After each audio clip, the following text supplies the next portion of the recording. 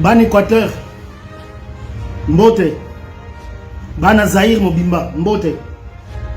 Vidéo mouké kaka pour ko pesa message ko réagir na ba nungu ba rumeur ya mikolo tout.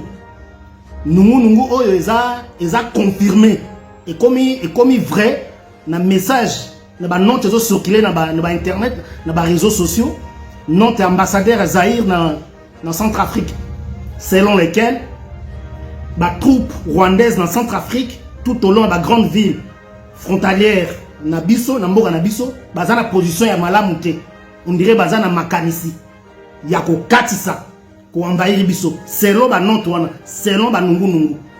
Alors na eko mi adresser na bandeko na biso ya Équateur, Ngombe, Mbunza, Mbaka, Mbandi, Mongo, na message juste à vigilance.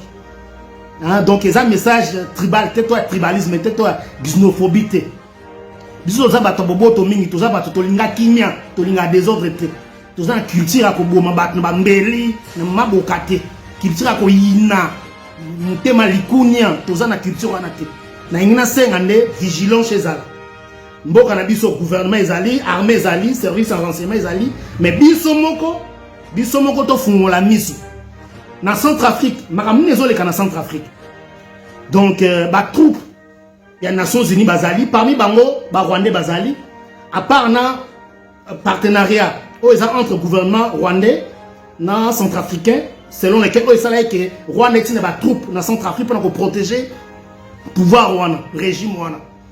Alors qu'est-ce qui se passe? Toi déjà présent en Centrafrique, parmi Basi na Ebele Azana Bango, Moko ya Makasi, ou Ami Pesa Makasi, c'est une Rwandaise.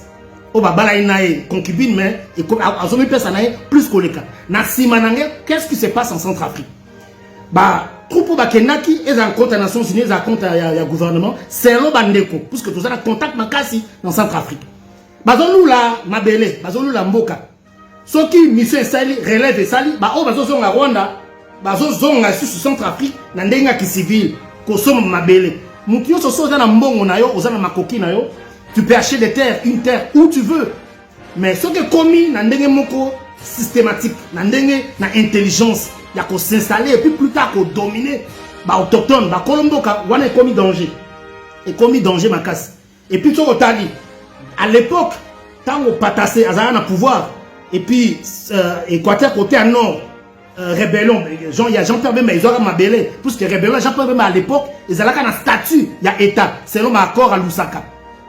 Et puis, intérêt nini, MLC tina ba troupe na Centrafrique. Parce que rébellion a bosisé au banek oya, ba yebaka makaniseza na ngote.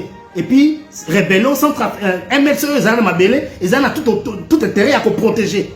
Mais Rwanda eza musika kuna na est munke kuna et sauter yeti na Centrafrique. Pour qu'on paie sa aide.